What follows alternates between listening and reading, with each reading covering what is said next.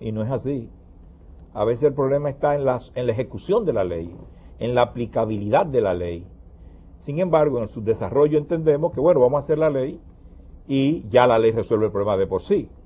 Y ahí caemos en un terreno que es el que nos interesa. En el caso del defensor del pueblo, tenemos una ley de 10 años sin ejecución. A mí me interesaría recordar, doctor, cuáles son los elementos que caracterizan la figura del defensor del pueblo. ¿Qué debe hacer un defensor del pueblo? En esencia, un defensor del pueblo es un auditor del Estado. Es un supervisor de las acciones gubernamentales. En países como los nuestros, donde tú no sabes dónde comienza el gobierno y dónde termina el Estado, o donde termina el Estado y donde comienza el gobierno, se hace un poco imposible de entender esta figura. Y por eso ha dado 10 años en su lucha por salir, por colocarse. Primero, porque no existe una clara visión de las funciones del Estado. Y aquí se juega a gobierno y Estado con una tranquilidad pasmosa. Por eso se entienden que políticas de gobierno, que son políticas a corto plazo, se entienda como política de Estado. Sí, a veces lo que son acciones específicas del Ejecutivo, o sea, se concibe como los Estados, y extrañamente a veces tú te encuentras con representantes legislativos que hablan como si ellos no fueran parte del Estado. Te pongo el caso de los funcionarios del sector justicia.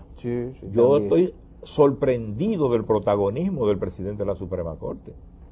Pero ¿hasta dónde vamos a seguir escuchando a un juez hablar tanto de todo? Eso no son las funciones de ningún juez.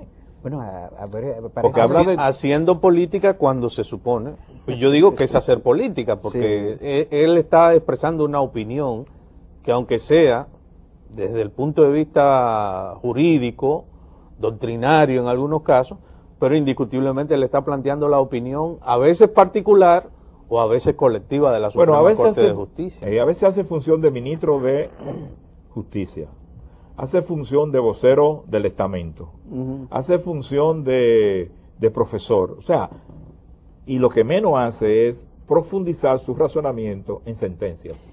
Que es la función de un juez. Los jueces hablan, se ha dicho, por sentencias y sentencias calificadas. Te digo esto porque eso es parte de la crisis que hay en la institucionalidad. La gente se siente ajena al estamento Estado. Entonces un defensor del pueblo viene a hacer preguntas. No solamente a hacer preguntas en cuanto al uso de los recursos del Estado, que obviamente que es el área donde hay que hacer muchas preguntas, pero también hay que hacer preguntas en cuanto a la funcionabilidad de una entidad del Estado, para saber si está funcionando, si hay que regenerarla nuevamente, si hay que desaparecerla.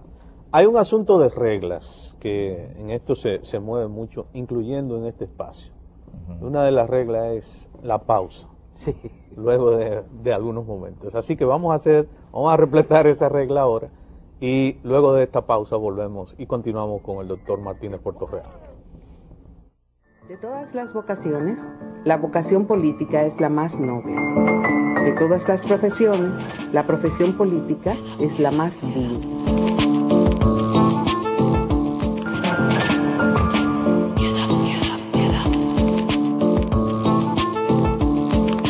Bueno.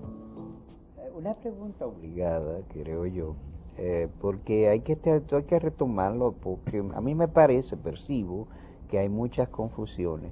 ¿En qué medida no hay colusión de funciones entre lo que es el Ministerio Público y las tareas estrictas del defensor del pueblo? Fíjate, el Ministerio Público en esencia va después de los hechos. Cuando tú quebrantas la ley.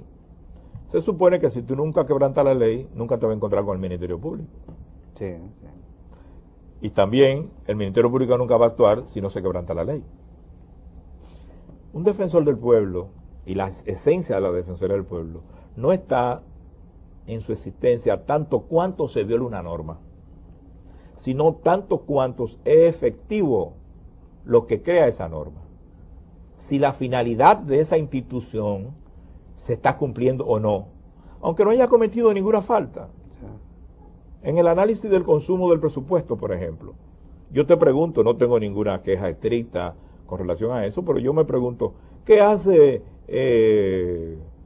algunas entidades del Estado como, ¿cómo es?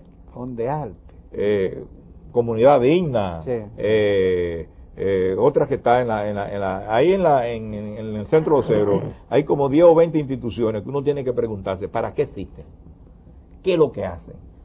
A menos que no sea una forma encubierta de darle empleo a gente que no hace absolutamente nada. Que esos recursos tenemos que emplearlo en otra cosa más productiva. Entonces, un defensor del pueblo es cuestionar no solamente la falta, sino la no ejecución de una acción determinada que la ley ha creado. Y estamos en una discusión muy interesante de que en 10 años los políticos que tienen en sus manos crear esta instancia no se han dado cuenta. Y no se van a dar cuenta porque no tienen el dominio, no conocen la esencia. A propósito de ese señalamiento que usted hace sobre el tiempo de nacimiento de la ley que crea el Defensor del Pueblo, 10 años. Sí. Ahora el 1 de febrero se va a cumplir 10 años justo de su promulgación. Pero, ¿qué ocurre? Que la modificación constitucional es de hace apenas un año. No se ha creado algún desfase, digamos, condicionante, entendiendo que, bueno, la ley está por debajo de la Constitución. La Constitución tiene la preeminencia. Habiendo creado esa Constitución hace apenas un año, ¿no hay algún problema en la constitucionalización de la figura del Defensor del Pueblo con respecto a lo que dice una ley que no ha sido modificada desde que se creó hace 10 años? Sí, se le hizo una ligera modificación, una muy ligera para reducir a los adjuntos y a los suplentes. Y en vez de 5 que se decía originalmente, se han quedado en 2. Y ahora lo que se va a escoger es a un defensor del pueblo, a un suplente y a un adjunto. Pero eso que usted dice es correcto. La Constitución ha importantizado la posición de defensor del pueblo. Y eso ha creado una urgencia de actualizar y la decisión para ponerla acorde con la Constitución. Sin embargo, estamos atravesando una situación sumamente delicada. Una es que estamos contra el tiempo. Sí. Otra es que se están creando mecanismos en el que la gente no sabe la esencia de funcionabilidad de esos mecanismos creados. ¿Por qué? Yo decía en un artículo que la Defensoría del Pueblo en la República Dominicana no nació como una reivindicación de sectores progresistas, sino que nació como un pedimento de un grupo que después de creado se dieron cuenta de que no se podía colocar el favoritismo político, no se podía colocar la francachela que se hacen, y que esto es algo mucho más serio. Esto no es poner inyecciones en un barrio, esto no es repartir canastas, esto es tener una idea de la funcionabilidad del Estado y ver un poco más allá de en qué estamos. Y por eso han pasado varios gobiernos sin que se haya aprobado la esencia del defensor del pueblo. Por fortuna, estamos asistiendo ya en una etapa final. Se han escogido de 79 personas que participaron, se han escogido unos 30 y tantos. Todavía no se sabe públicamente quiénes han sido los escogidos. Sin embargo, la cuestión no está en la escogencia. La cuestión está en la comprensión de esa función pública y en la comprensión de los funcionarios que se escojan para realizar esa tarea. Aunque suene un poco, no elitista, pero sí un poco así unilateral, no es cualquiera que puede desempeñar una función de esta naturaleza. Y usted le tiene un poco de temor, parece por la formación o deformación nuestra, tenemos siempre miedo a usar el elitismo. Yo creo en las élites hace tiempo.